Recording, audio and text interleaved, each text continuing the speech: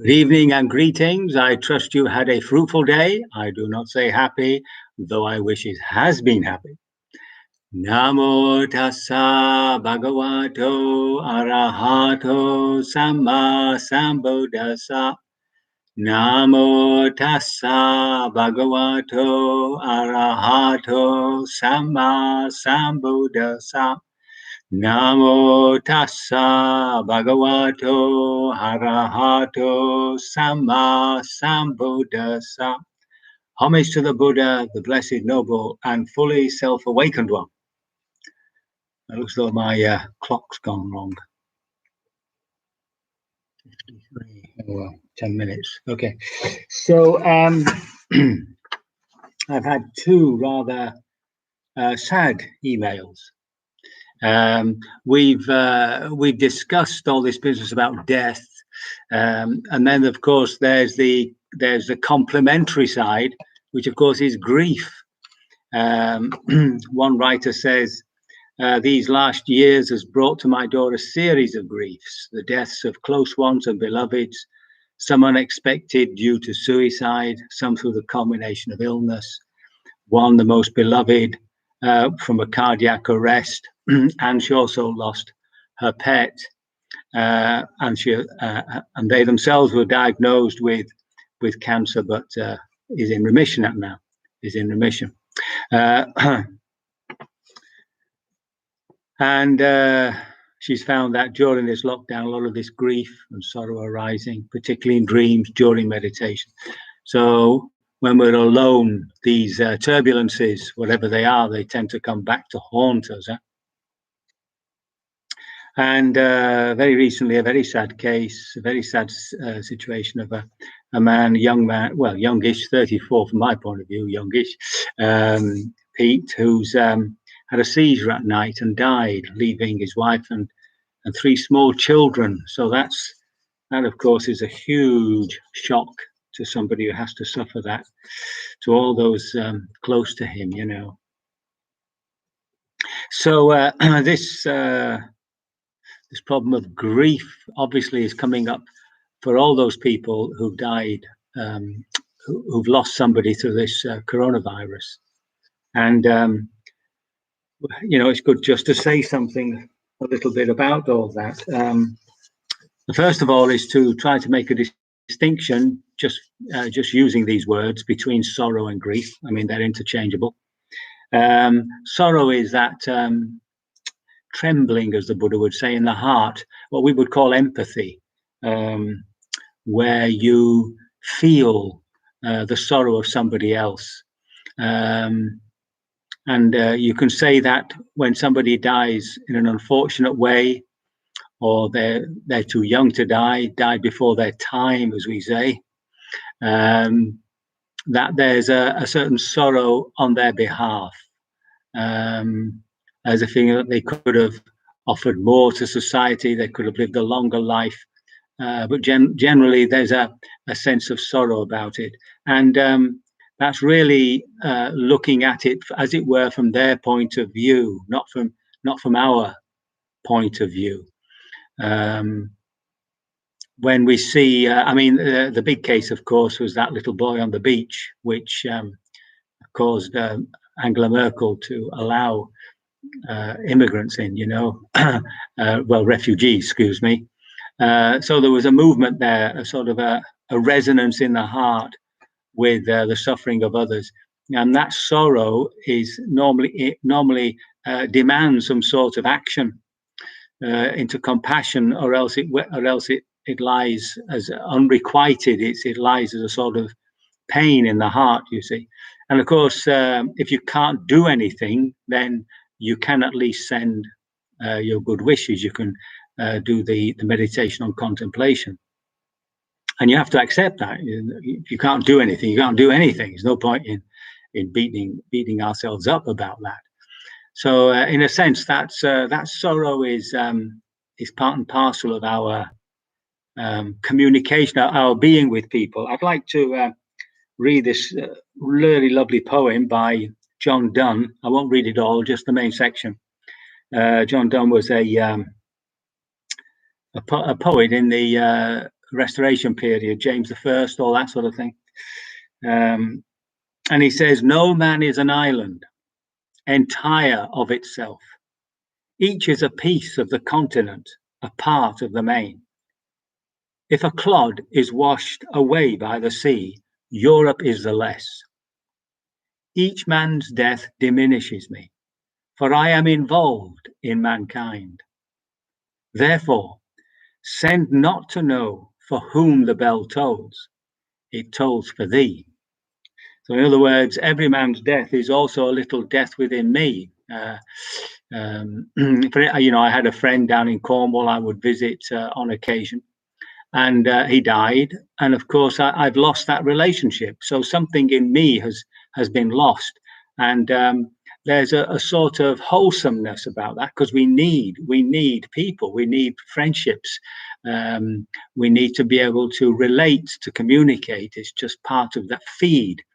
Hopefully tomorrow I'll be talking about the nutriments, and you'll see that this was recognized by the Buddha, that we do need other people. And that's obvious, when it comes to meditation. It's so much easier to suffer when you know everybody else in the room is going through something similar than just sitting on your own.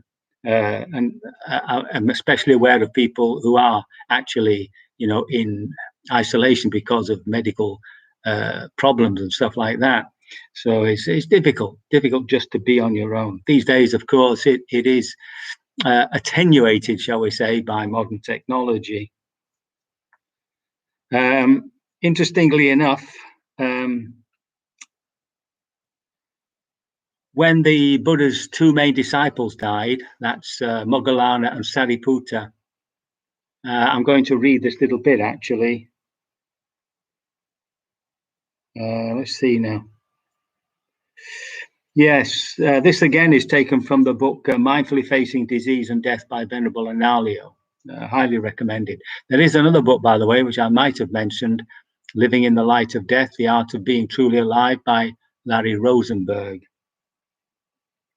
Now, when Sariputta died, Ananda said, I declare, having myself known them on attaining full awakening, the four establishments of mindfulness and so on and so forth, these have all been taken away. In other words, Ananda is grieving the loss of his teacher.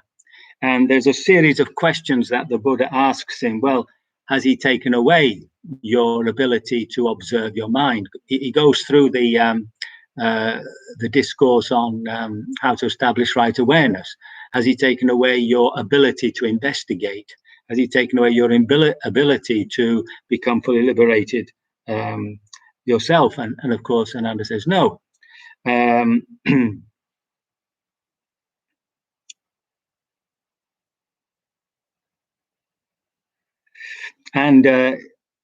he says, and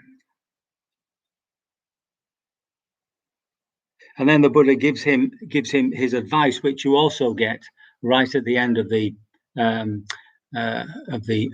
discourse, which tells about the last few days of the Buddha. He said, he reminds him that he himself, the Buddha himself, the Tathagata, would go, you see. Therefore, do not be so very sad, Ananda. You should know that soon the Tathagata will also be of the past. Therefore, Ananda, you should have yourself as an island by relying on yourself. You should have the Dharma as an island by relying on the Dharma. You should not have another island, no other reliance.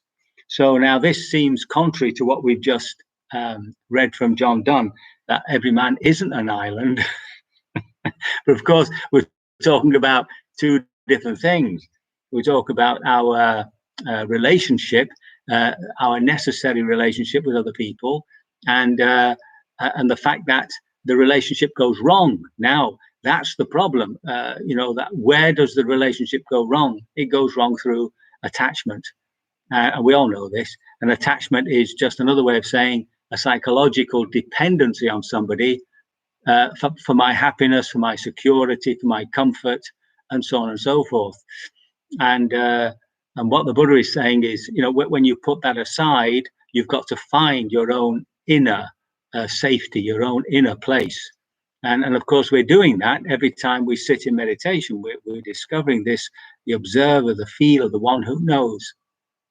And you know, when that's very clear to you, when you are really the one who knows within yourself, and everything else is happening, the body with its feeling, and the heart with its emotions, the mind with its thought. When you're quite separate from that, and you are the observer, the feeler, you know, ask yourself, what's it like? You know, is it okay? You know, is it is it is it worth being there most of the time? Not so much as the observer, but in that sort of coolness.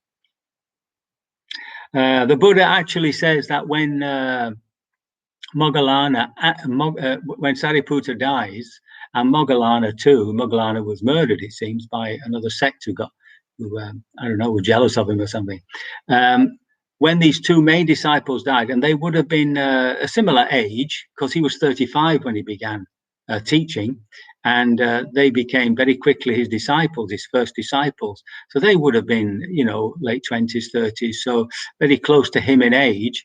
He said that the Sangha, that's the order of monks and nuns, felt empty without them. See, so that's the other side. That's the business of no man is an island. But we've got this more negative side, which is really about the grief that we feel. So, you know, this grief has to be felt. It has to be suffered. It's what's left. It's what is the consequence, the karma of unwholesome relationship. Now you have to be careful here. This isn't immoral, you know. It's not as though you go to hell forever because you had an attachment to somebody. Not at all. It's unwholesome in the sense that eventually it causes pain, and it causes us to suffer, and grief, especially with sudden death, as we had with Pete, who died a couple of nights back. I meant to bring this up last night, actually, but wasn't here. And with this woman who's come with all these series of griefs, that really is extremely difficult to stay with that shock, with the constant death of people in our lives. And of course, as you grow older, as I am, you know, people begin to disappear. And eventually, if you live long enough, it's just you. I mean, you've made other friends, younger friends, whatever, but all those old friends that you've known for years, that maybe even go back to childhood, they've all gone, you see, and you're just left there with all these memories. So grief is that you know, it's that sore, the wound which is caused when something from the heart is taken out, is ripped out when it's a shock like that. And there's no other way but to sort of sit with it and to give the heart time to heal, and to know that this is the cause of a psychological dependency. But that isn't to take away the fact that there was also love, there was also a sense of care for the person. So, you know, sometimes you get confused about that. And of course, the big confusion is to think that as your grief diminishes, it's telling you that you don't love the person as you used to. You're losing their love. Well, if you get into that, you're into a never-ending cycle of grief, which lessens, and then you have to grieve a bit more. You have to keep pumping it up because you're trying to prove that the grief you have is the measure of your love. But if the grief process is gone through,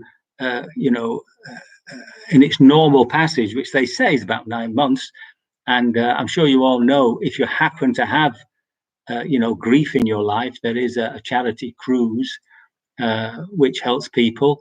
That if you allow the heart to express its pain, then over a period of up to 9 months, it begins to dissipate. Not that it doesn't come back in little blips, but it, at least the terrible pain, especially the first 3-6 months, begins to dissipate, and slowly one one begins to contact that love one has, that love, that care that one had, and of course that brings up beautiful memories and joy arises. I mean, that would be the normal passage of things. Yeah. So I think I've. Oh yeah. This was a laywoman who was a great supporter of the Buddha. It goes right back to his early days. And she turns up one day at the monastery with her hair drenched, weeping, crying out in sorrow.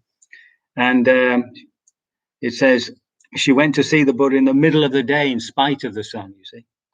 Her favorite grandchild, Datta, who had always helped to distribute alms, had suddenly passed away. And when she told the Blessed One of her sorrow, he asked whether she wanted to have as many children and grandchildren as there were people in the city of Savatthi, that's the capital of Kosala. And she joyfully agreed. But how many people die in Savatthi every day, said the Blessed One. And she considered and said, oh Lord, in Savatthi, 9 or 10 people, 5 or 3 or 2 people, excuse me, just a minute, my alarm, 2 people or at least 1 die every day. Savatthi is never free of dying. And being asked whether in this case she would ever be without sorrow, she had to admit that she would feel sorrow every single day. So the Blessed One said, those who have 100 loved ones have 100 sorrows. Those who have 90, all the way down to 1, have only 1 sorrow. And those who have no loved ones have no sorrow. Those alone, I say, are without sorrow, without suffering, without desperation. And of course, he's not talking about love and care. He's talking about what happens when you're attached, when you are dependent on somebody for some well-being, for some happiness, for some comfort. Yeah, and that of course is something that we simply have to work through. And as I say, not to make the mistake between grief and love. Grief is the measure. The way I'm using the word, grief is the measure of our attachment, and we just have to suffer it. And that's something to remind ourselves too, that punishment is out of the question in Buddhism. You don't have to punish anybody or punish yourself or get angry with yourself. It's not. All we're doing there is adding more suffering to the suffering. All we have to do is suffer consequences. That's all we're asked to do, and allow the heart, give it time to heal. Yeah, very good. So I think I'm getting on there. 2010, I think my clock's unfortunately stopped.